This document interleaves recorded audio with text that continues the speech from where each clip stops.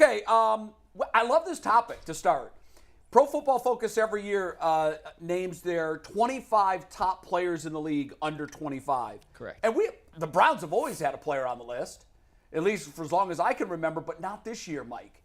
Do you want to read the list before we talk about it? Or at least I'll read show the it? list, and I'll set up where I want to go with this. And today's top topic, as always, is brought to us by Lorain County Community College. Your classes, your future. Register for summer and fall classes right now. You can learn more at lcccc.edu. All right, Steve, we can take 163 full. This is PFF's top 25 under 25. We'll read through the whole list. At number 1 is Micah Parsons. 2, Justin Jefferson. 3, Tristan Wirfs. 4, Jamar Chase. 5, Sauce Gardner. Any problems with those guys? Because those are clearly those. Micah I don't know Parsons, about that Micah Parsons guy. We might have to. Micah talk Parsons about that. might be one of the top 25 players in the league. Oh, period. for sure. I mean, I'm not good even under 25. Yeah, I'm good with 1 through 5. I think 1 through 5. Yeah, they're is solid. very solid players, all of them. 6 through 10, Creed Humphrey, the Chiefs center. Patrick Surtain, the defensive back for Denver. Rashawn Slater, CeeDee Lamb, and Andrew Thomas. Any issues? I didn't know. 11 through 15, you have Jalen Waddle, Jonathan Taylor, Penei Sewell, T. Higgins, and Christian Darrisaw, the Vikings left tackle who had a great second season this year. I was a little shocked that Jonathan Taylor was that high. I think Jonathan Taylor, he had the great year 2 years ago, but he fell back huge last year. I don't know. I mean, I he guess was 3 on their list last year, for context. Yeah, but boy, he led the league in rushing 2 years ago and just laid a huge egg last year. I think that's a little too high for Jonathan Taylor. But I got to be honest too. Some of these linemen, I don't know. Right. I have no idea. It's part of what makes this. I mean, this is obviously offensive heavy Right. on all of this. So that puts guys defensive guys like Martin Emerson at a disadvantage right off the rip. Right. Which I don't know why they would go so heavy on offense. You think they would try to at least split Balance it up it. and Yeah, go I don't 13, know. 12 or whatever. Okay, what's 16 through 20? You got Devonta Smith, Amon-Ra St. Brown, Trevor Lawrence, Garrett Wilson, and Drake London. 4 receivers in this 5 quartet. I'd actually move Wilson up. I would too, and I think I'd move Smith up. And lastly, 21 through 25, Kyle Pitts, A.J. Terrell, Chris Olave, Tariq Woolen, and Trayvon Diggs, which begs the question, where's Martin Emerson? Yeah, that's a snub. I think, you know what happened? I think they got down to the end of the list and somebody said, guys, we got all offensive players on here. Throw a couple. Give defensive him a backs couple on there. bones. Yeah. So they threw a couple in, and you're right. That put Martin Emerson at a huge disadvantage. But, I mean, I don't know. This is one of those things that's really hard to judge because I don't study the league like that. Right. I don't. I study the Browns, Right. and I study the teams in the Browns division. But, I mean, is he one of the top 25 players under 25? I don't know, but I'll tell you this. 31 other teams would love to have him. Absolutely. And so by that measure, I think he's, he had to be in others receiving votes. He's in the conversation, and that's good enough. Like Yeah. I don't get twisted over some of these lists. I think a lot of them are silly, frankly, and it's all just a talking point. It's all just fan bases. My guy got screwed. Whatever. It's clickbait, and we took it. Yeah, it doesn't matter. Yeah. I mean, the only reason I got twisted is because of who put the list out. PFF put this list out, and to me, it contradicted everything that PFF put out throughout the season. Mike, can I get that last slide again, please? Yeah, that's a good The point. I'm last glad you went slide, there. Yeah. So for me, when I look at that last slide, Jason, it's only one player on that list I can say okay, and that's Chris Olave. But check this out. Martin Emerson's PFF grade last year was 72.5, which was 23rd amongst all the DBs. A.J. Terrell, 63.9, tied for 61st. Tariq Woolen, 69.1, tied for 34th with Greg Newsome. Trayvon Diggs, 67.6, tied for 42nd with Marcus Jones. All below Emerson. All below Emerson. Here's the other crazy part. We all know Anthony Walker finished with a high PFF grade, but he played 3 games. Right. Of everybody who played qualifying amount of games, he was second on the Browns to Myles Garrett in overall PFF grade. So how can PFF, the same company, the same entity that released this list, leave this man off the list after, based on PFF projections, Based on their own metric. off Right. their own metric, Right. he exceeded everybody that's above him. Yeah, it doesn't make sense. It don't make sense to me. It doesn't make sense at all. Yeah, And I didn't have those numbers. That's really good. I just know going back from watching, like we have scatter charts at The Athletic and some of the advanced stuff that you we guys have use access different to. metrics too, don't you? You use your own. Well, no, we don't have our own developed, but we have. Okay, I thought you did. I think it is. Is it PFF? I'd have to go look and see. But we have scatter charts that rank. You can put in different X and Y axis stuff.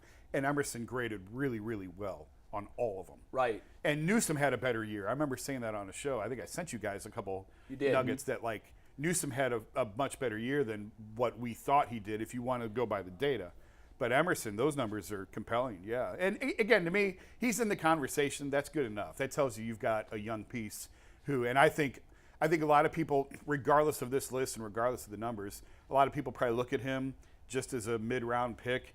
It was only 1 year. Let's see what he does in year 2. And that's fair. And it is fair. Yeah. And I think he's going to have a monster year 2, actually. I think he is too, especially in this system. I just feel like everybody is going to be better.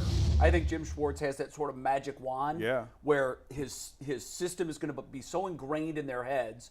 And I do think that, we always talk about great coaches put their players in the best positions to succeed based on their skill sets. Mm-hmm. Right. And I just think that Woods was asking these guys to do things that they're not necessarily good at doing, and he had many of them on the defense doing that, and as a result, you had a lesser product than you could have had based on the sum of the individual parts. And I just know, we don't have to relitigate all of last year, but I know a lot of the players were frustrated defensively that nothing ever changed. Yeah. Like, I had guys who had played on multiple systems and multiple schemes on other teams tell me, when it's not working, change it up. Like, why don't we ever change anything? And the players were really frustrated by that. I think you'll see that part change. I think the Browns are a little bit more adaptable with who they brought in. I think they can play different styles. They can play different ways. You can see Za'Darius and Miles and Obo all on same plays and giving defenses a different look. Obviously, they'll be nickel heavy at times. I just think that there's enough personnel package mix and matching now that they can really mix things up. Yeah, I totally agree with all that. And I think for me, the fact that Jim Schwartz is an old school type of coach, he was here with the original Browns, and just everything that he's learned throughout his career, he knows how to keep football simple. He knows how to keep the language simple. He knows how to keep, okay, this is your job. This is what you're supposed to do. This is what you're supposed to do. Right. Instead of like just being too fancy, having guys out there overthinking, and when you overthink, you can't just instantly react to a play. And so I think everybody's going to be better this year as well. I think to me, MJ Emerson is getting slighted because he plays for the Browns. I really feel that There's way. always something to that. Yeah. I mean, you see that sometimes in Pro Bowl selections when teams underperform, the individual players are punished when it comes to awards. And just think about this, and we know this as fans, right? Anytime we put an expectation on a player or a team from Cleveland, they let us down. Right. And so maybe PFF might look at this situation like, okay, well, he plays for the Browns. I don't know if I want to touch that. I'm not really sure about this team. Who knows? But 15 pass defenses last year, which was top 6 in the entire NFL. And the guys that's above him through 22 to 25, only one guy had more pass defenses than he did. Wow. And so, like, again, just going off your own metrics, it was kind of a head scratcher to why did you leave him off the list? And the only thing I could come up with, well, maybe it's because he played with the Browns, because if you go off your own metrics, he's better than 3 or 4 guys you got on the list. That really is confusing. Yeah. These are the numbers that you use as your holy grail to how you look at people, how we should judge individual players.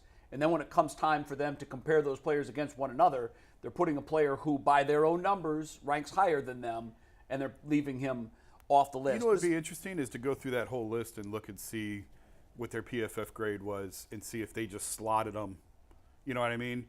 Obviously, there's players over the age of 25, but guys that are under 25, if they just took if they would have done that, Emerson would be on the list. But I'm just wondering if there are other discrepancies like that. Right. In the overall that's a data. good point. Was Micah Parsons the highest graded player all year long, and they're 25?